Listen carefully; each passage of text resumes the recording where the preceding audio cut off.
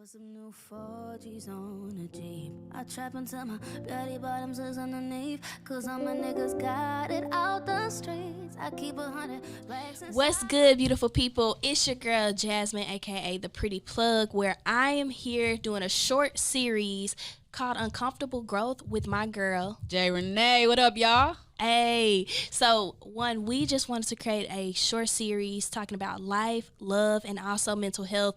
Something that just really shares our thoughts on this whole pandemic, as well as just bring you raw content about our experiences.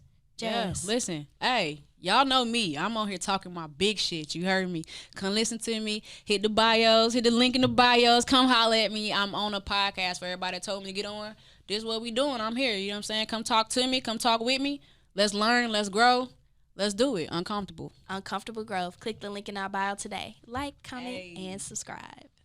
What's good, beautiful people? We are here for the, I guess, last episode of our short series entitled Uncomfortable Growth.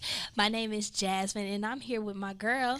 Hey, I'm J Renee. J Renee, and we are just having another conversation talking about uncomfortable growth. And this time, we're talking about mental health, and we're talking about what it's been like to navigate mentally, not only through our 20s but our later 20s, because I feel like mental health doesn't really come into play until your later 20s. That's when things start to get shaken up there. Yeah, that's what you think? Yeah, I think. Again, it can be earlier, but I know for myself, it was later 20s. Yeah, later 20s for me. Wow. Yeah, I would say it was earlies. Even though I had a unique situation, I still think it was the earlies for me.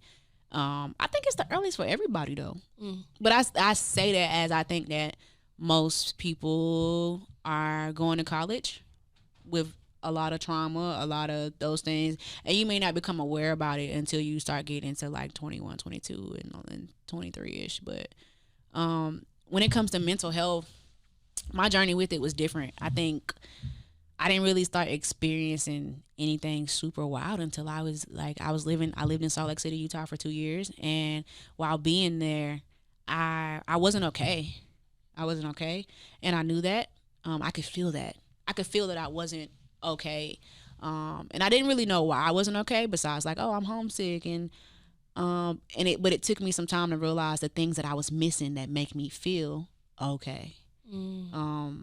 And from there, and I think so. I even go back a little bit. I was a bit suicidal when I was 19, and I think I suffer with a little bit. I don't know the technical term for it, but I do have bouts of depression. Yeah. And so when I was in college, I was super saved, super Christian, and I just couldn't find any friends that were also super saved and super Christian, and that made me sad. And it made me, and I was super heavily into the church, and I went to school in my hometown, so I was like in the church heavy, and I had friends at church obviously, but I didn't have any on campus. And that bothered me. And I'll never forget the therapist on campus, which was probably the first time I went to therapy, which was on campus. It was free. If you go to a college university, and I know some people care about them writing down about who you are and writing your business down, they still have to follow rules and legal rules and things like that. And as long as you're not bringing any harm to yourself or others, then what you say in that room stays in that room. And I just knew it was free. But I'll never forget the therapist said to me, "It's so many of y'all. I just wish I could bring all of y'all together." And she was like, "It's so many of y'all, so many Christian, so many saved of y'all that all feel this way, and I just wish I could bring y'all together." And I thought therapy would help me, and it didn't that time. And I started reading a book that actually helped me, Battlefield of the Mind. I don't know if you ever read that book. That's Joyce Myers. Absolutely. I read Battlefield of the Mind, and it shifted my whole perspective on how to manage my mindset and how to battle those thoughts. And so that was kind of like my introduction into the mental health space myself. Like, it's almost like I kind of guided myself through that. And but when I went to Utah, it was different. I was so thrown off of my life and not having the things that I was accustomed to that I created what I call a peace regimen. Like, it was cool to create a peace regimen to me, Because nobody had ever talked to me about it. Like, I go through so many things that if nobody's talked to me about it, I feel like I'm doing it on my own. I'm learning on my own. I'm teaching myself. So I found things that made me feel when I say peace regimen, I found things that make me feel okay. I do things that make me feel okay. So anytime I even talk to people like, well, what's your peace regimen? What are you doing to, and now it's a bit more big. It's called self-love. Now we have a lot of those conversations going on. But peace regimen, that was it, man. I was driving 45 minutes out in Salt Lake City to the Zaxby's to get sweet tea. But we from the South where sweet tea is big. Yes. And so like that made me feel good. That brought me a little closer to home. So on Friday evening I would drive to the Zaxby's because I found a place that had good sweet tea. Yeah. And I would sit out there and drink my just for sweet tea. I would sit out there and drink my sweet tea, and that would make me feel better. And that was a part of my peace regimen while I was there. You know what I mean? And just doing things, taking a ride at night. That's a part of my peace regimen. Like, that's things that keep me calm, keep me down. It keeps me okay when I'm not feeling good. And I think a peace regimen is it's called many things, but it's super important. Do you have a peace regimen? When you're down and sad, or like when you're going through a season of like consistent sadness? So for me, when I'm going through a season of consistent sadness, now looks different than before. I can talk before and then now. Yeah. When I was in New York City, I think my series of sadness would be like I just felt like I was alone. I didn't have family, or, I had friends. That's a big one. I had friends. The no family thing. But it's just like, you just always feel like you're alone. Yeah. You could be at work and there's so many people and you're alone. It's different. I'm on social media and I still feel alone. It's just like this emptiness that I had. And what I did to combat it is on Fridays, I would take myself to this Italian restaurant. It was like I could walk to in New York? In New York. Well, it was in New Jersey. And so it was in Jersey City. It's like right there. It's a path I might train. check it out. So you have to tell me. And so I would take myself to this restaurant and I would order it's like a homemade Alfredo-like pasta, shrimp, spinach. It was dry red tomatoes. And then I would have like Brussels sprouts on the side and a very like good white wine. Come on. And I would also take myself to go get my nails done. Yeah. And feet done. Yes, a little pamper. A little bit of shopping. And I feel like that was how I brought myself that peace. And why the Italian food? Was that it was just a good meal? I love Italian food. Okay, so it doesn't tie into nothing. It's just okay. I just love. So my favorite foods are either ramen, Italian, or chicken. And New York didn't have fried chicken. What? You don't like Crown Fried Chicken? No. Just a joke. Please let it go. Like, y'all think Crown Fried Chicken is something? Hey. Peace be with each of you. Because Brooklyn, that ain't it. Queens, don't come. Brooklyn and New York, don't come for us on the Crown Fried Chicken. But I don't know what that is. I have no idea. That thing, they sell everything in that mug. And I ain't never ate no chicken out of there, sis. Because I walked in there and was like, what is this? Boy, they got everything in there. No. But it ain't. Dang, they really don't got no fried chicken in New York. Now that you say that. I mean, and even like Southern in Harlem or in Brooklyn, those restaurants. They don't hit like the stuff that we used to hit. You feel me? It just don't hit. I want some bojangles sometimes. You know what I'm saying? I'm going to just be honest. Not that I have anything against the East Coast, but when it comes to chicken, y'all are thoroughly confused. Oh, Lord. So I know you lying. I'm not lying. They are thoroughly You just going to throw the whole East Coast? I mean, upper. What about, okay. Upper. Yeah. They're thoroughly confused. Like Facts. The seasoning, the barbecue, like I just want to say she a chicken connoisseur. I ain't even gonna hold you. My sis loves some fried chicken. It's now. Like I lost pieces of me when living there. So just on that tip, that's what I would do is like I'd say every 2 weeks, maybe even every Friday, I would go and take care of that. Nails and feet are a big one too. Yeah, a spa day, a massage. I was a massage girl. I go get a massage. Listen, I used to do that in college. At the finals, I'm going to get a massage. Like, and to me, those are the luxury. Like, I would spend my money on it. Like, I couldn't do massages all the time, but like, those are the things that matter. Like, I would try to do those type of things. And even negative coping. I ain't going to sit up and act like my peace regimen did not have negative coping on it, because it did. I did try to do positive coping, but negative coping too, hanging out with the homies, drinking, smoking, all of that stuff. Like, just trying to feel better. And I didn't do a lot of that. I didn't negative cope a lot in Utah, surprisingly. Some days I wonder why I didn't. But I really didn't. And probably ain't got nothing to negative cope with, sis. Could you have gotten to I'm not a drinker, so I mean, they had alcohol stores there, but I'm not heavily a drinker, so like, yeah, they really want that many options to negative cope with, you know what I'm saying? So, but that was really my introduction to a lot of that. Like, that first therapist, and I never was scared of therapy, though. Like, I never was concerned about it. I never was worried about talking to somebody and what they would think of me. None of that, because I even did therapy in the corporate space. Even at my company, I went to therapy. Yeah. And a lot of people like don't do that because they're worried about them going back to your employer and telling your business. And that don't happen. Not unless you, again, I repeat, unless you're harm to yourself or to others, they cannot release that information. And so, I still wouldn't say I had great experiences, man. I have such a high awareness. I go in therapy and I already know what's wrong with me, and I already know what the problem is, how to fix it. Most times I'm in therapy because I just want to talk to somebody that, again, is a stranger. And I do like when you can throw my perspective off, because that's what I want. I want you to challenge my thoughts, challenge what I'm thinking, and throw my perspective off. And it could be some accountability there. I don't mind that. You know what I mean? If I come back the next session and I sit down, I'm like, yeah, I didn't do that. And you kind of be like, nah, you messed up. That's okay too. But that's how it went for me. And then I went through serious depression living in that place. Actually, all 2 years I was pretty depressed. Yep. And I did a lot of flying. That one year I kept all my flights in a folder so I could count how much money I spent on flights from January to December from Utah. Could have saved some of that money, sis. I spent a lot of money on flights, but we all was. Like, everybody that was there, we was flying to the East Coast. We was in New York. We was traveling to make ourselves feel better. Like, that became a part of my peace regimen. If I hadn't taken a flight in a month, I was tripping. It was time. Let's talk about when your peace regimen can become expensive and toxic.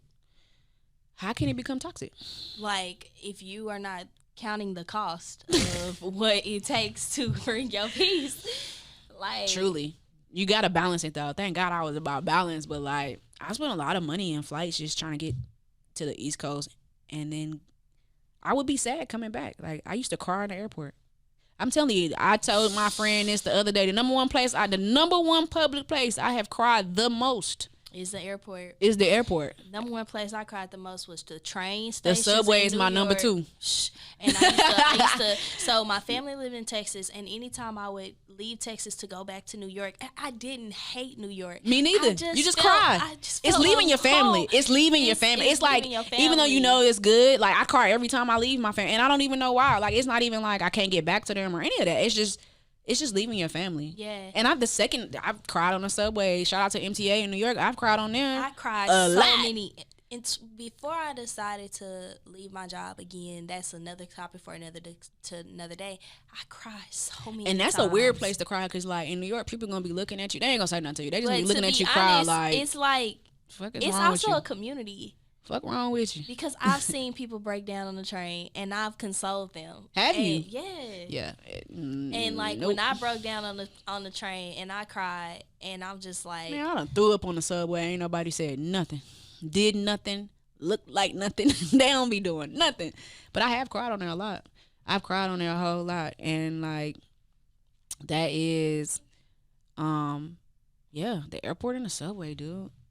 I cried a lot going back to Salt Lake City, and so, like, not really even knowing how to so much so when I left Salt Lake City, I knew I was gonna need time off to deal with my depression, and I have such a process that works for me. Like, what's your process? Working out helps me. So, like, when I went home for like about 8 months. I woke up every morning. I went running every morning, and like, that helped me. And when I'm running, I like to do affirmations. So at this point, I'm looking for a job, right? And I'm trying to heal from depression. So I'm running every morning. I'm out jogging. And I'm like, I'm going to have what I say I have. I have a job in New York City. I work in radio, you know, like, speaking life on myself. Like, my mind can't have me, you know what I mean? Like, and I would do that. That's a part of my process. Then I would come home and I would eat a little breakfast, because it's about health and wealth and what you put in your body. So I would have some fruit. Shout out to living with your parents. You know what I'm saying? Mama would have me a little fruit bowl right there. Because you know what I'm about to do? I'm going to sit outside and I'm going to pray. I'm going to write some more. Diary a little bit. Journal about where I'm at in life and how I'm feeling. Because it was a process for me to leave Utah. And by process, it was like things that I had missed. Like, this is gonna sound ridiculous, but I really don't care. I had, like, being back in North Carolina and hearing birds chirping. I really kind of like honed in on that. Like I enjoyed sitting outside on the back porch and listening to the birds chirp. I don't know. I didn't hear that in Utah a lot, and so I did that a lot while I would write. And then I would apply to jobs. I had about 3 or 4 jobs. I would apply to at least a minimum about 4 or 5 jobs a day. Then I would take a break because searching for a job, child, is a process, and it can mess with your mind too. And you have to be mindful of that as well. And so I would only do about 4 or 5 a day. I would take a break, eat lunch, take a nap, wake up, and at the end of the night, I would hang out with my family and watch TV. And so, but I also wanted to keep my traveling up. So like I left with a certain amount of money from Salt Lake City, and I was like, this is it. How I'm gonna make this stretch, you know what I mean? So I still was traveling with my homegirls. They'd be like, oh, we going to this festival, and I'd be like, bet, I'll meet y'all there. And I ran out of money. That last day I ran out of money, I had like $300 left. That was it. I got a job offer. My car got towed, so I had to spend that $300. I ain't gonna hold you. I had to get that $300 up. But I got a phone call for a job offer in New York, and it was like, but that was the process. And so depression, sis, it's real. And like you need a routine, you need a process, you need something to navigate and get yourself up. Because some people, like, it's hard to get out of bed some days, and that's okay too. If you need to stay in the bed and, you know what I mean, just be there for a day and watch Netflix, I get it. You ever had days like that? Yeah. You're not really a still body person, are you? Or you can just stay in, like, homebody in the house all day, watch Netflix because you sad? The way I cope is... You gonna get chicken? Nah. Okay. It has been like escapism. Like, yeah, is that equivalent to what I'm like negative coping? What I'm calling negative coping? Like what you call negative coping, I call escaping. Yeah, like same. It's almost like not being in reality, just thinking like something is gonna change supernaturally. Like that is what I experienced, and Are you doing something in particular to escape, or is just your mind is escaping? So I'll give an example. So when I left my job, I had left with a certain amount of money, $10K, and that was more than enough. Yeah, like, I feel like that to go to the South for sure. I was like, that was more than enough. I think the first signs of me escaping reality was getting involved in a relationship that I thought, was the right time and was the right person. None of it proved to be right because the route that I chose, I was running away from the insecurities that I felt about potentially not making a good decision, or okay, I had a lot of money and then now I'm not making a lot of money. It's like, okay, well, me and this person gonna be together, and then I'll be able to like we'll work together, and like things will work. You know what I'm saying? It's just like, that's interesting spin on negative coping, sis. Because when I think negative coping, I'm thinking like sex, drugs, you know what I mean, alcohol, bad decisions for me. Not thinking clearly. Making bad choices for you. Making bad choices, yeah. Wow. Yeah. Wow. That's interesting. I mean, it is escaping, essentially. It's escaping. Doesn't that feel different to you? Because it's like it's like the first time I did it. Like I can that say, that was the first time you made a bad decision, bad choices. Yes, and because I'm trying to figure out if it's a pattern for you. Not I get it was a relationship choice, but like that's the first time you felt bad about life and you chose a bad choice. Yeah, because I grew up. I was the oldest of my siblings, and I looked at myself like I have to be an example. And up until that point, everything was structured. Go to college, you know. Finish college. You can't. I couldn't mess it up. I failed a class or two, but for sure, me too. But at the end of the day, like the route was to graduate. Okay, leave college, go to a job. You know what I'm saying? Yeah, same for me. You can't structured. You can't mess that up. You have people mess it up every day, but we didn't. Right. I didn't have any escape routes there. You know what I'm saying? It wasn't until I was just like, screw this. Did you have depression? Like you said, you felt alone in New York. So there were moments where you felt depressed. To be honest, and I never checked in, and I never did any mental health. Like I didn't make it important. Right. And I want to shout out to an old friend. Her name's Christine. I remember she told me, she was like, Jazz, you should see somebody. You should go talk to somebody. Yeah, and love to all the people that say that. Yeah, and they may not respond right, but keep telling people that. You know what I mean? It matters. I was offended You was offended. Yeah, because did you tell her something before she said that, or she just was monitoring your behavior and noticing like she could tell you wasn't your full self? Yeah, or I had just gone through a breakup in a relationship, and she was like, maybe you should talk to somebody, but I didn't respond well because I had a negative stigma with therapy. And did she just say it like that? She was, I think you should talk to somebody? Or did she say therapy? Was around 2018. Did she say you should go to therapy, or she was just, I think you should talk to somebody? Yeah, therapy. I think, she used the word therapy. And for me, again, we all talk about it being a negative stigma, or we all talk about like it now in 2021, like that's super important, and nobody's kind of looking bad at you if you're talking about. We're slowly like progressing out of it being so much of a stigma, right? But it's very slow. I think people think it's fast because we see a lot of it on social media, but it's still. And the only reason we see a lot of it on social media, again, in my opinion, is because women are going to see therapy and they're talking about mental health. Women a lot more than we used to. Yeah, and so in 2018, that conversation. Did you tell her you was offended? I think you just responded like you was offended. I responded like I just didn't talk to that person like that anymore. Man, and see, I deal with that a lot, and that hurts my feelings all the time. My feelings get hurt. I tell people all the time, like, and I don't mean it in a I think everybody should go to therapy. So I don't. You could tell me your cat jumped out the window, I'll be like, yeah, you should go to therapy.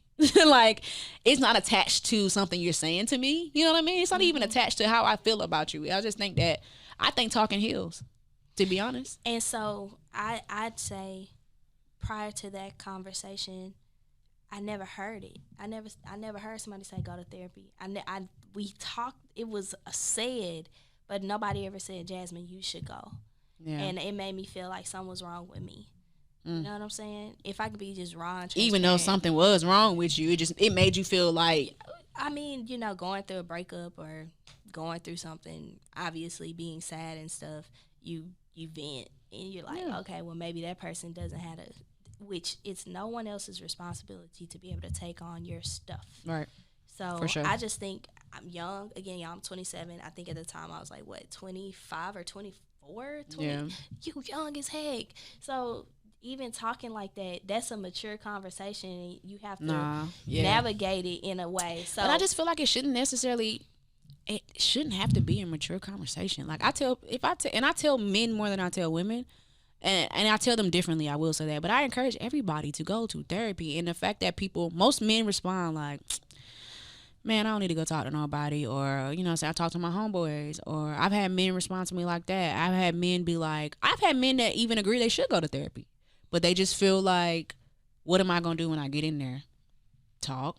What do I talk about? Start anywhere. You can start with your favorite color if you feel like it. Like that. It's the therapist's job to guide you, and that's what they're going to do. You know what I mean? You're just talking, and it's supposed to be a safe space for you to talk about whatever, and they'll guide you through a conversation, and eventually you'll start getting places and feeling better and working on things and doing the work. And the way you feel navigating through therapy, to me, and to people that I know you feel so much better working through your stuff. You really do. And that's why I encourage everybody to go. It's like, instead of just toting around baggage, like toting around issues, toting around mama did this, daddy did this, my ex-girlfriend did that. Like, y'all rather just carry it instead of go talk to somebody that's a stranger that can't do nothing about it legally. Can't tell nobody legally. You know what I'm saying? Yeah, I remember when I definitely took my therapy journey so much more seriously was in September of 2019. I had got on BetterHelp, or like one of the platforms. Yeah, I know BetterHelp. And that's dope. Did somebody tell you to get on that? Or you just I said it's time. Oh, you just went, okay. You did your Googles. I was like, shout out, yeah. You did your Googles and got on there. I gotta talk to somebody because my world is exploding right now. Yeah. And see, but even it's getting bigger than people wait for that too. People wait until it's at the bottom and then be like, I need help. And we gotta stop doing that as a community too. But again, we was in a pandemic. What was we doing in a pandemic? 2020. You said 2019. I'm sorry, 2020. Oh, okay. Yeah. So, like, that's when I took it. I was like, I need to go. Like, this is getting... That's recent. Yeah. I was like, it got out of hand. So, I was in therapy from September up until probably, like, April. Yeah. Consistently on. Did you feel like therapy. It helped? Absolutely. Yeah. You know what I'm saying? Yeah. Absolutely. Talking with somebody, communicating about the things that I've gone through. I also think that I'm a person that I communicate, and like that's how I heal, and I talk to people, same. and that's how I heal. So even parts of my social media is a part of me healing. Even I think some of the things that I birthed out of my pain was a part of my healing. Even now, like I'm still healing, still growing. Me too. I don't think we're ever gonna be 100%. It never stops. Completely. And people think that too. Like people think healing is something that you begin and then it's like, all right, I healed it. It never really. It's always something that you can work on, something you can do better at. And as we navigate experiences in life, we form new triggers. We form new PTSD things that we have to work through and navigate and figure out. It's always, healing is a journey. It's not something that you go do for a little bit. There are different ways to heal. I mean, you don't have to. I'm not saying therapy is ongoing, you know, that's a choice that you make. If you want to stay in therapy forever, if you just want to go for a little bit, you know, but people have so many weird stigmas about therapy and people, I remember maybe back in the day, people used to be like, if you can afford to buy weed consistently, you can go to therapy. You can afford to pay for therapy. And I never will forget, like in New York, I wanted to go to therapy, but I wasn't trying to pay $100 for a session. To me, that's expensive, right? So I was like, what can I do? And I'm very resourceful. I'm gonna find something. I'm always gonna find something. So I went to Google and I was like, looking for, because I like to pay out of pocket for therapy. You know, that works best for me. And because really, I just like to go talk.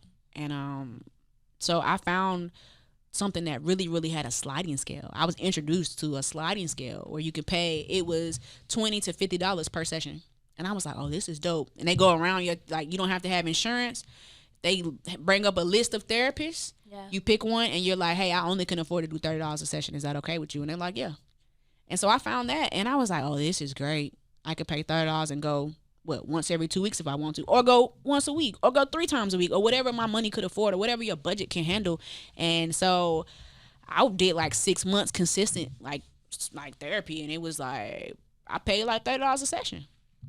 Which and you know what I'm saying, like I said, if you can buy a bottle, if you can like you can get you some therapy, and if you use your insurance, sometimes, you know what I mean, it's real cheap. I know some people that use insurance and it's $5, $10, you know.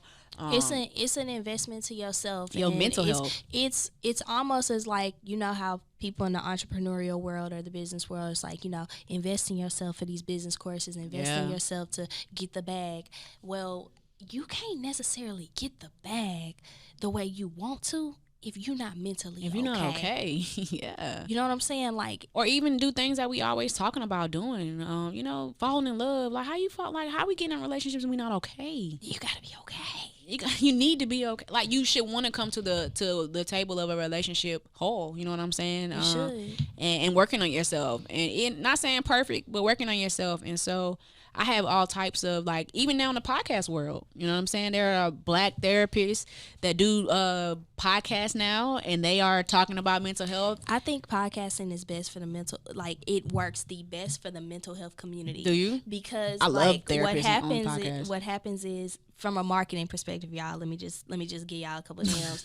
Like, you can like talk about depression, anxiety, and you can say, contact me for a consultation, and the next thing you know, you've fallen in, not in love, but you've began to bond with your therapist before actually talking to them. Yeah. And so knowing their style, knowing who they are, their background, yeah. Or even if you don't like them, they have resources to link you with other therapists, which is basically an ecosystem, which we should be doing. You know what I mean? As a community, creating an ecosystem for supporting each other and putting each other on and stuff. Yeah. So before you meet them, you're already getting to know them, and so by the time you actually talk to them, you're like, well, I've already listened to you with about 7 episodes. I needed to take the next step forward. So that's a great point, sis. If you are a therapist, or you are somebody in the mental health space, starting a podcast or doing something where you're providing that content at least every 2 weeks or once a week, what's going to happen is your audience is going to resonate with you. Yep. And then that consultation will just literally be, how can I pay you? What is the next step for me to work with you? Because they've resonated, they've listened to you, they've bonded with you, they know exactly what they're getting into, because you've shared so much and helped that person so much without anything in return. And so that's like that give ass method, like Gary Vee likes to talk about. So again, just legit. I like Gary Vee. You boy, I was like, give ask. Is that how many times you said give? 3 times. I give ask. Yep, 3 times. No, that's a really good point. And I so encourage it, you know what I'm saying? And even further than that, like not just therapy, you know what I mean? Medicine. Yeah. For depression, for bipolar, for any, if medicine helps, I know that sometimes it doesn't always help, right? And it doesn't always feel good to you, but at least try and see if it helps. Or check this out. I had never in my life, right, growing up, I've never experienced anger. Never seen it. Yeah. And so as I got older, I met a friend who she had anger problems. That was her thing. Like she has anger problems, and she's taught me so much about anger. And so when I got to a place in my life where I kind of felt angry myself, I started feeling it and recognizing like I'm not just mad, I'm angry. Yeah. And it was weird to me, you know? And so I would talk about it with my therapist. And my therapist is, first of all, I like my therapist Black. You really can get any kind of therapist you want. They have different buckets. They have therapists for all different kind of stuff. I like a Black therapist because I grew up Black, and I need somebody that can relate to the family and the family structure, the Black household. Yeah. I need somebody that can understand all the things that we went through. And as far as gender goes, I don't really care. Like, I can go either way. But I wanted to challenge myself with a Black man therapist. Yeah. And see if I could connect with the Black man therapist. And obviously there's going to be challenges there because he's a man. You know, like talking about love with a man. Can he talk about it? Of course. But is it different than talking about it with a woman who, like, you know what I mean? A woman who knows those struggles and settling. She has a biological, you know, she has a clock. And like, so it's different. But I ended up looking online on my Googles because I use the Googles. I found an anger management class in New York. And I want you to know because it was New York. No shade. I was scared as hell to go. I was like, Lord, it's going to be some wild shit in that room. But I challenged myself. I said, well, I'm going to go anyway because I'll try. Listen, hi, my name is Jasmine. I'll try anything to help myself feel better and to make myself be better. So I was like, listen, I don't care. I'll go to anger management. Man, that was one of the most dopest things I've ever done in my life. And I ain't gonna lie to y'all. I went in that room, and all those people look like you ever watch Recess growing up? Mm-hmm. They look like the whole crew of Recess. Everybody looked so different, so weird. Everybody looked weird. They looked like a weird little bunch. But they was so loving. That room felt so warm and loving amongst each other and sitting in there talking about anger experiences and it just being a safe place. And I only went one time because I recognized that the anger I had wasn't as deep, but that was such a dope experience to me. Like, I'll go back to another class, man. Like, I don't recommend us sitting in classes that we shouldn't be in, but whatever, you know what I'm saying? I think they cool. Like, you learn something. I learned so much from being in that class. I spoke so much I was able to speak up and talk, and they were just so dope to me, man. And they have a community, man. They hang out outside of the class. It's cool, and I really enjoy that. So I recommend that if you don't want to, listen, if you want to go sit in a group and not say nothing, there are options for that too. Or you want to go see your therapist. There's options for that. If you just want to take your meds and talk to your homeboys, or find somebody that is a safe space. If you can't afford to go to therapy, that's cool too. You know what I'm saying? Or friends, or a friend that's a safe space that can talk to you and help you and encourage you. But I just want to encourage everybody to be open to it, because I get knocked out. Men they be knocking my head off about therapy, child. Then I call them a couple years later. They be like, yeah, I'm in therapy. I got 2 therapists now. That's great. It really is. It really is great. It's great, but I'm mad that I had to get beat up, and now you in therapy. So, like, just be open. Kind of like how you said your response to that lady was, like, you was offended. Yeah, and again, like, being in a state of offense is, like, the worst place to be because you can't see when people are loving you and Absolutely. They're just trying to help you.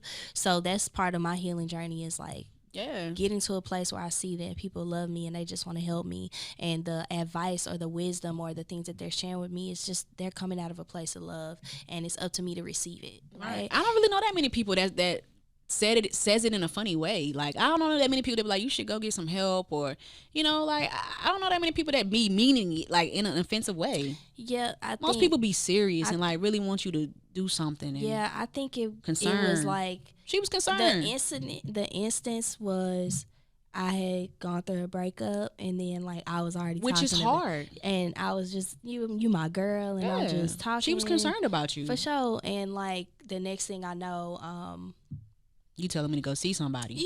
No, not that. I was already talking about moving on to another person, and she was just like. She was trying to. She was okay. Like, she was like, "Nah, again, you should go talk to somebody." But that makes sense too, because she didn't know how to tell you, like, slow your roll. that's a bit much. You need to heal from this past one. So she didn't know how to say it, so she just put it in a position of like, go talk to somebody because they'll be able to tell you better than I mean, she didn't say all of that, but but because I had never heard it before, it was new and it was like, that makes sense too. That makes sense too. So again, that's learning lessons on my part, but and also like if you get out of a relationship, don't be trying to get in a new one. I didn't, by the way, like I didn't go get in a new relationship, just so you know.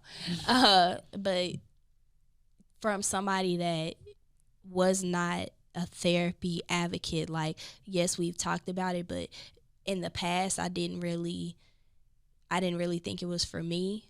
Like I think therapy, just to add to Jasmine's point, is for everybody.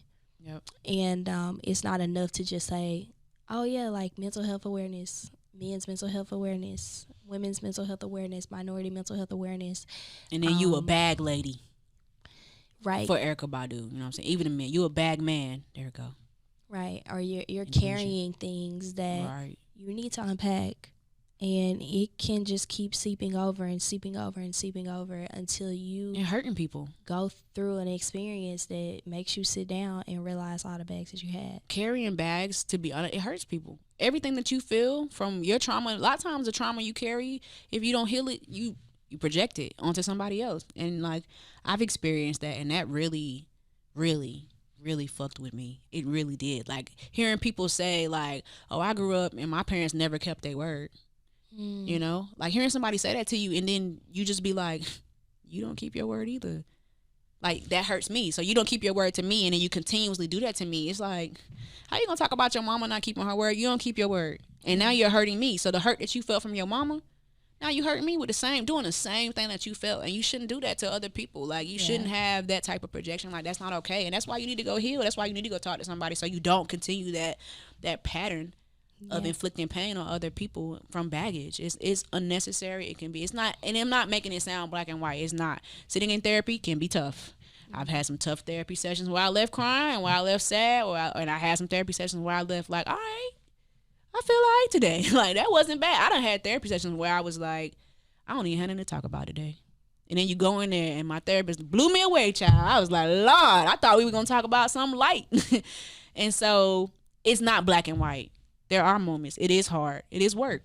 It is work. It is work, but it's worth it. Everything in life is worth, and nothing good having is going to come easy. Facts. And I just want to bring about other portions. Like I know when you talk about depression, anxiety, and like more of like the mental things. Anxiety. But like for me, the things that I struggle with were like abandonment or my Lord, that's rejection. That's a tough one. Yeah, abandonment. Most rejection. people, I look at stats, people. So the stats on abandonment are so high. Yeah. And the things that form from abandonment that you struggle with, man, they're a lot. They're a lot. Abandonment, self-esteem issues, that's another big one. Yep. Insecurities, that kind of goes hand in hand with self-esteem. I would put them two kind of hand in hand, you know what I mean? Yeah. Anxiety is really big in our community. Panic attacks and anxiety also kind of hand in hand, not breathing through things and not processing things and having anxiety emotionally and things like that. Like, you know, man, I'm good point. Sis, abandonment is pretty big. Is that something that you talk through in therapy? Yeah. Because, again, I went through a relationship and it just ended, you know. And that felt like a repeat of abandonment to you. Yeah. And it stemmed, my parents got divorced when I was 7 years old, and what happened was, because my parents are beautiful human beings, I'm not sitting here saying that there is anything wrong with them. For sure. Shout out to mom and pops. Yeah, they were going through a divorce, and what happened was my dad left and he didn't come back, and I was like, hey mom, where's dad? She's like, oh, he's at work. Like, and that's abandonment, and that's what a lot of people go through. Yeah, it's like, daddy leaving, he's been at work mama for like leaving a couple days. But what happened was my dad never left. He had to go again to another house because they were done. They were going through their own issues. But the way the communication went with children with children we're young. Yeah, it's just like, how do you really express that mommy and daddy isn't? That's a big one. I know a lot of people go through that now as adults with their children going through divorce and trying to communicate like daddy and mommy still love you and things like that. Abandonment is really big, and the way it shows up as an adult is like a lot of people shy away from relationships when they get too vulnerable, so they don't get abandoned. That's one of the effects. Like it's crazy. It's so many different things that you can see that's visible. Like, and some people really do just want to love on you. Some people are not going to abandon you. You know what I mean? Some people really do care about you, and you'll end up pushing those people away because you scared they're going to leave. And you the person pushing them away. They actually leave because of you. You know, they end up abandoning you because of you. And that's another thing I learned about abandonment too, is like, or just issues in general. Most times you try to protect yourself and you end up actually putting yourself in the constant cycle of what you're going through, trying to protect yourself. Yeah. You know, pushing people away, and then they actually leave and you feel like they abandoned you when they didn't, you know, and things like that. And so that's different. It is. It's really like that. Even bullying is big in our community too. Like the way kids are going through stuff, and I'm gonna go ahead and say every generation we feel like they get softer. Generation before us felt like we soft. We feel like the other kids are soft, and people use the word soft all the time. But we got to think about the things that's in play now. Social media is in play now. There is a lot of cyberbullying. A lot. Social media is in play whether we want it to be or not. These kids are on social media. These kids are seeing stuff, hearing stuff, getting picked on, and it's different. Yeah. It's really, really different because we're a part of the social media area, but we're a part of it kind of like we were still outside kids. Praise God. I still played outside, girl. Ain't you happy you played outside? You see my legs. You got marks on. Yeah, we got the marks and the bruises on our legs. I'm happy that I wasn't like growing up wherein social media was already happening. You know what I mean? Because it's a difference. I played outside and I didn't have no phone in my hand 24/7. We're a part of the generation where we had both. Instead of just being a generation that, and I'm happy that we are the generation that when it came out that it was so fresh that we was the ones like we not the old school people on there. We still get it, like we still could TikTok it and do all the new stuff. So like I'm happy, but these kids get bullied and they commit suicide and do things like that. And so I think that we just need to create more safe spaces. We do a lot more safe spaces for men, for women, for people that's hurt, for people that's drug abuse. Be a safe space for somebody. Encourage them to go seek help. And if they don't, it's a lot of reading into it. Encourage them to go seek help. Encourage them to talk freely with you. I try to do that with men all the time. And a lot of them have that space. And because suicide ain't no joke. The way suicide works on the mind and things like that. And if somebody tells you they suicidal, I never really liked when people be like, you can't leave me. How selfish. Don't stop. I'm not, like, I don't want to tell y'all to stop telling people that, but stop telling people that. Because I'm telling you I'm suicidal. I ain't thinking about you. I ain't thinking about you. I get what you're saying and I feel you. You know, like if you say it to me, you can't leave me. Understood. But I'm thinking about me right now and what I'm going through. You know, that's not really, and that kept me from telling people I was suicidal. Yeah. I didn't tell people I was suicidal. Do you still struggle with that at all? No, I don't. That's beautiful. Or depression. I wanted to talk now about like the other side of it. Once you do endure counseling, once you do begin to heal, once you do begin a process, like the beauty on the other side of it. For like sure. This month, June, I took off on social media. Like I didn't post. Like I really focused on Jasmine. I feel like you can get to a space where you focus on everybody else. And I was like, I encourage that. I'm focused on myself. But you don't really encourage that, really? Do you? I encourage take sabbaticals from social media. I take a break all the time. I actually take a break. No, I encourage that. I take a break in October. I don't like the month of October, so I take a break in October. Like every October, I'm typically fasting in October, so I'm off. I encourage taking breaks from social media, and I get to liking it. Like, you be completely off? This month. Did you like it? Yeah. So, the difference is, like, let's say you have a business and your business depends on social media. Oh, yeah, that's tough. That's tough. That's a different world, right? For sure. But the point I'm making is I began to give myself more grace with my goals. In June, what I came to the realization after healing, after spending more time with myself, after praying, after doing all the things, I'm giving myself more grace with my goals. I'm giving myself more patience. I'm accepting more love when it comes to the things that maybe I didn't feel as deserving of. Like, you ever felt like you messed up or failure, you don't deserve certain things? Like, that was me. Man, a lot of people feel that way.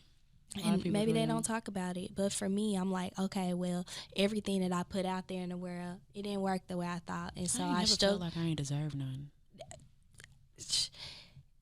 I did. So A part of my journey is like I did go through divorce. So you get to thinking like, dang, is something wrong with me? I didn't deserve that. No, not that I didn't deserve to maybe go through a separation or to not be with somebody, but will I get to a point where I deserve love? Oh no, I totally sit on that all the time. And if you follow me on Twitter, you'll see me. I tweet at least twice a month, deserving love. That is my motto right now. You get to a point where it's just like, because I believe everybody deserves. I believe everybody deserves the love that they desire. But will we see that love? That's what I'm talking about. I always sit on that for sure. And so it's just like after going through heartbreak after heartbreak, or relationships not working out, or you thinking, okay, this maybe is the person or whatever you do in your life, and it don't work out, you start to be like, man, will I ever see it? Will I ever see a man love me the way I deserve to be loved? Like, will I ever see a man adore me the way I deserve to be adored and treat me? Oh yeah, those are normal thoughts, man. I sit on them a lot. A lot of women do, and a lot of men do. I mean, yeah. A lot of people sit on the thoughts, and I'm just open enough to talk about it and say that that's a part of why I think I went so fast in my last journey. Seeking deserving love. Yeah, because I'm like, oh my gosh, this opportunity presented itself. I won't get another opportunity. Same. I think I agree with my last situation too. I think I was doing the same thing in a different way. I think, and I had to sit down with myself, because I sit down with myself sometimes. Self said, huh? I have to sit down with myself, and I had to be like, okay, well, you do deserve love, and you deserve to get it in the way that you desire, but are you gonna get it if you force it? Yeah. And can we relax on forcing it so that I can send it your way? You know what I'm saying? And and I feel like that was when I sat down with self, and self was like, yeah, you gotta chill. I was like, okay, bet. A part of me also just wanted to chill too, because post relationships be a lot to me. Breakups are hard. Breakups are tough. And ain't no breakup manual. It ain't no manuals for how this stuff out here. Ain't no breakup manual or how to navigate that too. And when you're missing somebody, when it's been a couple of months and you want to talk to them, or you just cut them off, and like, it's a lot. And so no, that's good. You had me up here thinking like, I ain't never felt like I didn't deserve something. I was like, the only thing I feel like I don't deserve is my folks, But other than that, yeah, I do struggle with those thoughts fairly often, if I'm gonna see that, and how I feel if I don't see it,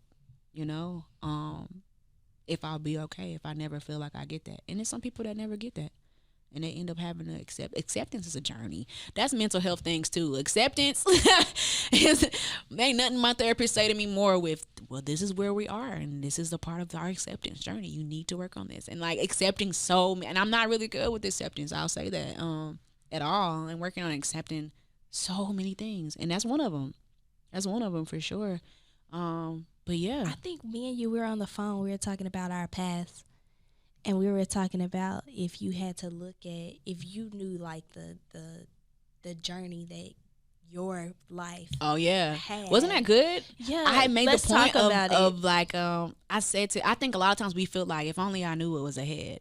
But I said like, what if and I believe in God, so what if God actually sat beside you and said, all right, this is actually what's ahead. You're gonna meet this dude. He a scrub. You know what I mean? Y'all gonna go through a whole lot together. Then you're gonna leave him and be sad for 6 months. You know what I'm saying? Your job gonna fire you this month. Like, if God really laid it out for you, would you be okay with it? Yeah. Like, would you even want to go through with it? Yeah. Would you want to see your future like that? Yeah. You know what I mean? Because I think if we saw it, it would interfere with who we are. I don't think people would be like, nah. Man, if God sat down and told me in 6 months you're gonna date a scrub, I'd be like, please, no. I'd be begging, switch it, God, change it, rearrange it, something. You know what I mean? And yeah, we definitely was talking about like even if we knew how we would journey different. Yeah. And I don't want that. I don't want to know. You know what I'm saying? I like learning. I like learning the way that I've been learning through these experiences that I've been having. Yeah, man, I don't take back none of these experiences. You know what I'm saying? Like, I appreciate every single last one of them. No regrets and forgiving yourself. Let's talk about forgiving yourself. Ooh. But even you hit some points earlier, sis, where like I went through a long time about grace. I went through a season of talking, and it's a lot of people that's going to be like, yeah, I talked to so many people about grace. When I learned what grace was and showing people grace, I learned how to show people grace, and I didn't learn how to show myself grace. And then I started working on like giving myself grace days where I would be like, no, Jazz, listen, you did good today. You deserve this. Show yourself some grace. And I would say that out loud. Show yourself some grace today. You did well. You did your best. Yeah. And that's okay. But forgiving yourself is dumb hard. Yeah. Dumb hard. And I'm iffy on forgiveness. I ain't even gonna hold you. I think on people as a whole. I think people don't know what forgiveness looks like. I think people forgive too quickly. That's different. I think people forgive too quickly because they had to growing up. Like, I always relate everything back to your childhood. I think growing up in some households, people feel like, well, this is my mama, like, she wrong, but I gotta get over this because, you know, she gotta make breakfast, she gotta feed me, I gotta get over it. And they just learn how to sweep stuff underneath a rug and call it forgiveness, because I don't think forgiveness happens quickly. I think forgiveness is a process. It doesn't have to be. I ain't talking about no 10-year, 12-year process, nothing like that. But I don't think somebody does something, they cross a boundary you set or anything like that, and you can just be like, I forgive you this quick. I don't think it should happen quickly like that. You know, and I think people do say they forgive quickly, but they actions. Right. I think they be like, nah, I forgive her. You. Like, yeah, I forgive her. I ain't talking to her though. Cool. You speak to her if she walk past you? No. You don't forgive. Forgiveness means, where are we on the like, forgiveness journey? You know what I'm saying? Like, you're able to treat that person with the same amount of love that you would want to treat yourself. Does not mean you have to invite them back in. Right. But you still treat them like, if they on the road on fire, you will do something to make sure they don't burn. Right. Versus you just riding by. Tell them, nah, I forgive her, but I ain't gonna help her. Come on now. And I think that's pettiness in our community. You know what I'm saying? Like, you think it's pettiness? I just think people don't know what forgiveness is. Okay, we can go with the lack of knowledge. Well, with the lack of knowledge, people still perish. So it's still petty Bible on and y'all, it's child. ignorant. She went Bible on y'all. No, I don't care. Like, at the end of the day, lack of knowledge, you will perish. I mean, I just don't think people in general, not even just forgiveness, in general, when we talk about forgiveness, we talking about healing, we talking about depression. I don't think people have processes. That's what I've been learning so much just about people. People don't have a healing processes. People don't heal. They literally go from one Negro to the next Negro. You know what I'm saying? And they be like, and I get that it's difficult to heal. Don't even get me wrong. All of this is hard. All the stuff we're talking about, difficult. You know what I'm saying? But people don't have a healing process. People don't have and that's the key. You don't have a process. People don't know how to create one. Yeah. And I think that's really what it boils down to. Because I have a whole forgiveness process. You feel me? You want to break that down for us? My forgiveness process? Yes. Yeah. You do something to me, I don't forgive you that fast. You got me fucked up. It ain't that fast for me. Will I get I would tell you too. I'd be like, listen, let's say I'm ending a relationship with somebody, I'd be like, listen, I wish you well. Because I do. I wish everybody well. I wish you well, and I want to see you be great. I really do. I can't talk to you anymore. And like, I will forgive you at some point. For sure. Like, at some point, we will be at a place where I can be cordial with you. Is it going to be next week? Is it going to be next month? Probably not. Because I'm not going to play you like it's going to be like this. It's not. It's going to take me a second to process the hurt. So I got to process the way you hurt me, why it hurt me, what my role in whatever occurred. And that takes some time. All this analyzing, that takes time. I have to, that means I'm in therapy talking it through, or talking it through with friends and trying to figure out where it went wrong, learning things. And in the process of that, I feel like my forgiveness I slowly drop down into the point in time. Slowly it becomes like, okay, I forgive you. And I do say it a lot too though. I practice speaking it even before it happens. I do that with pretty much everything though. Like, I will say I'm healed. You know what I'm saying? I'll say like, I forgive so and so. I put their names out. I had a forgiveness wall where I had sticky notes on a wall with every name that's hurt me. And I would go through every morning before work and be like, I forgive Jackson. I forgive Joe Dad. I forgive Daddy. I forgive Mama. And I would say that out loud. Those are the things that help me work on like analyzing that wall about how they hurt me and why did it hurt me and things like that. And to me, that's a process. And so it takes a while, but I'll get there. Yeah. Do you have a forgiveness process? Do you forgive fast? The person I don't forgive fast is me. I think that's everybody. We're harder on ourselves. I'm hard on myself. Much more hard on ourselves. So much more hard on myself. The person I don't forgive fast is me. You forgive everybody else fast? Forgive everybody else fast enough. Because I never want to hoard on, like... Yeah, don't hold it too long. That's unhealthy. Right. This person hurt me, like, forget them. Like, you'll never catch me just being like, forget them, I can't stand them. Yeah. F them. Facts. Like, you'll never hear me saying hate either. That's not really a word I use a lot. Like, I hate them. Like, yeah. Nah. So what I've learned is, like, I start to look at it with my forgiveness journey is they did the very best they could with the information that they had. With where they are. Or where they are. Yeah, that's a hard piece for me. Like, even though that's the truth, it's facts. I agree with you 100%. It's logical. Sometimes that's hard for me. Sometimes it's hard for me to accept because sometimes I'm like, people know what they be doing. They know better. They just don't choose to do better. Like, to me, sometimes I'm like, it was a choice. They chose to do that. Yeah. They know. Because some people be knowing. They know that hurts people. Yeah. Because, like, let's say, because I have conversations. You don't just hurt me one time when I walk away. I like I said, I'm very multiple I'm times. very communicative. So I'm gonna sit down and say, hey, when you talk about my hair like that, it hurts me. Now, if you spin back around and continue to talk about my hair, you know what I'm saying? That's different. Like, you knew that hurt me. So now I feel like you chose to keep doing it. Yeah, that's a choice. So when we split, when I finally dump you and we're not friends anymore, right? It's hard for me to be like, she was doing the best she was with where she at. She was. That's hard for me to say. And I'm learning, not in the discernment piece, but I just be giving people too many passes, like, to hurt me. That's a boundary problem. Yeah, lack of boundaries. So I've over time, or balancing boundaries. Yeah, over time I have gotten to a space where, I'm very cognizant about who I allow in, but also, like, if that person is hurting me continuously, that's on me. Facts. Responsibility. Absolutely. I can't be walking around you like, no, me. Give people option though. Did I communicate and let you know that hurt me? Did I share with you like, this isn't healthy for me? Did I put all of the cards out there? Did you do that?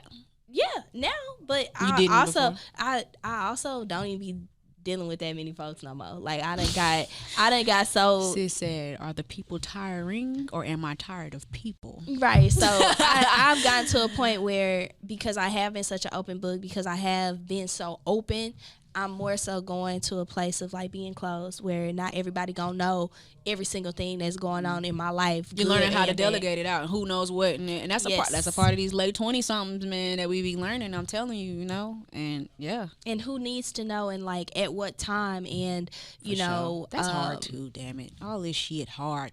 Especially, and we talk about it a lot, when you're a healer, when you're a person that helps other people heal, when you're a person that gives, naturally healers, when you're naturally somebody that just offers, reserving something for your goddamn self. That's hard too. Drop the mic. Yeah, dead ass drop mic, because that's difficult. I'm learning to reserve something for me. I too am learning how to reserve something for me, and I struggle because since I am such a talker, and that helps me. Yeah, that's difficult for me to do.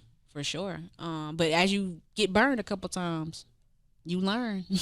How many times you gonna put your hand on a thing? And, okay. You learn. And so I think that's a good point. I do. Yeah, see, I'm hard to forgive myself too. But I push myself more to forgive myself for my choices. Like, I'd be like, I did that. Like, yeah, you chose to do that, but at that time you needed this. You wanted this, I work really hard to do that. No. Good point, sis. We gonna drop the mic on that, because that's it right there. It's just learning how to, that's a damn good point. Learning how to reserve something for yourself. And so, I encourage everybody, like I said, just go to therapy. I'm gonna drop therapy links for this episode. Listen, if you're looking for a black woman therapist, I got a link for that. If you're looking for a black man therapist, I got a link for that. If you're looking for men, this is for men. This is just for New York. I don't know where there are other ones. I'm sure there are other ones. There's a black man who opened up a healing space for men. You can't go in there as a woman. You only go up in there as a man. There's a bunch of men that come together and they talk. They have yoga. He got all kind of stuff in there. But I think it's cool as hell that he even has that. So I can drop that link for them. And then I just have a link where you can go get your sliding scale therapy. There's men and women on there, different races and ages, and I could put that on there too. And I'm always I joking a lot about how I don't take disrespect in my DMs, because I don't.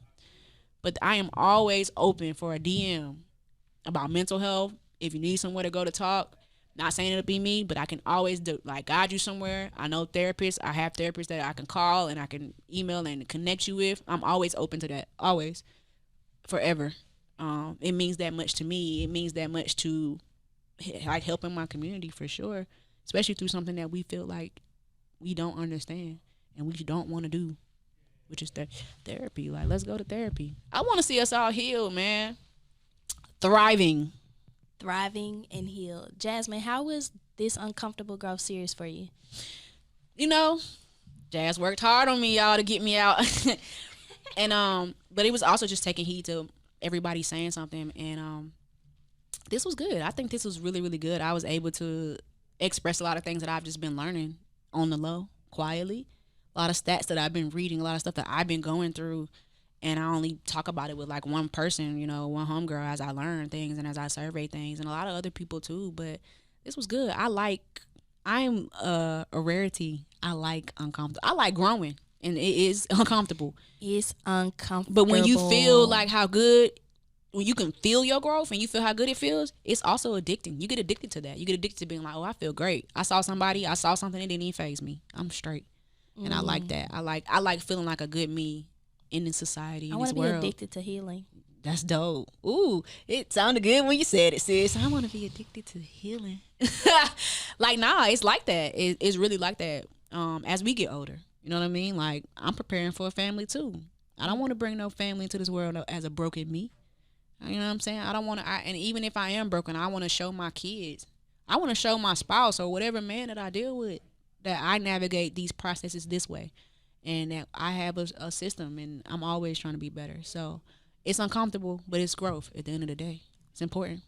Uncomfortable growth means for me is forgiving myself, loving myself, giving myself the opportunity to fail, to be able to share life experiences that I've learned with you all, not as an expert, but as a student of the game.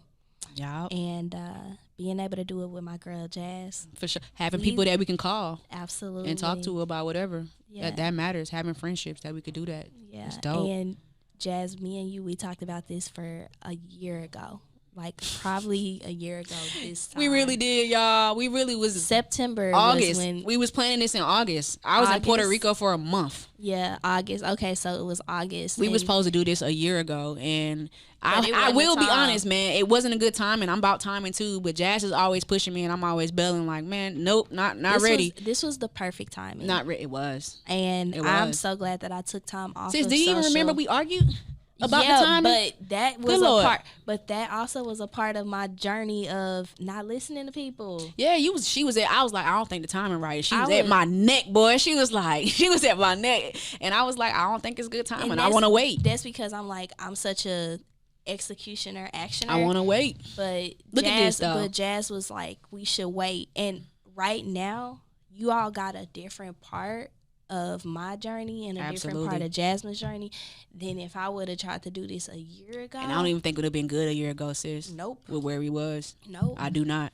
So I'm happy that we did it when we did it. Thank you for coming. Thank you for always being down to do this with me. Like, yeah, for sure. And coming to this, you know what I'm saying? Like, this is cool. And then I get real particular. Like, I be wanting to be in person, and Jazz be like, we can Zoom. You know, she all into technology and social media and the internet. She like, we can do a Zoom podcast. And I'm like, I want to sit in front of you and do it on a mic. Like, I like doing it like this. Like, no, it's a beautiful process like this. And I just got to say, for anybody that's listening, you know, if Jasmine has ever pushed back on you and you've been like, this isn't the right timing, like, I'm going to say thank you for saying something. And I'm listening in my new journey. And thank you, sis. That means so much to me. I'm listening. Wow, look at us having a moment. You know what I'm saying? I listened to you and, like, look where we are, and this is the better timing. And I feel like that's where I'm at. I'm all about timing and making sure, like, doing things in alignment. And I feel like now is the good time. Thank you for that. Because, you know, I will be honest, I get upset when y'all push back on me and stuff, and it's just like, you're not even trying to hear what I'm saying, and it hurts me when you push back, and I feel like I'm arguing with you, but I'm coming from a place of love when I say it ain't the right time, or you doing something wrong, or so when we can see the other side of it, like we're seeing right now, it's dope. Jasmine wasn't healed, I'm trying to tell you. And it's not that I'm perfect, and I'm not perfect either, but I'm able to hear other people differently. Yeah. When you're like, hey, this... That was covering too, sis. I was doing my best to try to cover you, and even if you can't see it as a friend, I'm always coming from a place of love. And even if I gotta fight you on it, which I will, like, then I'll just fight you on it. It is what it is. But it's always gonna be like, I love you enough to not put you in no weird positions forever. You know what I'm saying? Yeah. Friends or not, because you could have just bailed on this whole thing and be like, well, fine, we ain't gonna do it. And I'd have been like, well, bet then. And the beautiful part, I literally took this whole month off of social, and to be able to come back where I'm just sharing in this way. That's how I kind of want to reopen who I am. Dope. In this way. And I'm so happy I could be a part of that. That's dope. And I'm happy you're going to be a part of me coming back to the podcast world. Lord. Leave it in the chat. Like, comment, and subscribe. Leave it in the chat if y'all would like to see either more content with me and Jasmine. For sure. Or content from Jazz. I feel like she has a lot of wisdom, a lot of tools. She has a lot. I like talking now. Come talk to me. Things to say. I like opportunities and jobs. Holla at me. Okay. I'm out there. I travel too. I'll pull up anywhere to hop on a mic and talk and do all those things. Let's do it. That's what I'm looking to do. I'm manifesting that's the career that we're both gonna walk into. Yeah, because that's all I want to do. Yeah, same. Where we're helping and healing and that we're gonna be doing those things and doors open for us so we can do those things and be what we want to be. You know what I mean? Yeah. So thank y'all for listening. You know what I'm saying? Come talk your shit. Come say hey. You know what I'm saying? Y'all come say hey to me on her page and my page. You feel me? And then I'm gonna be in her comments trying to say hey to y'all too. So reading her comments and everything. So y'all holler at us. It's been love, sis, for sure. It's been love. Always. This has been Uncomfortable Growth with my girl Jazz. And Jazz. You know.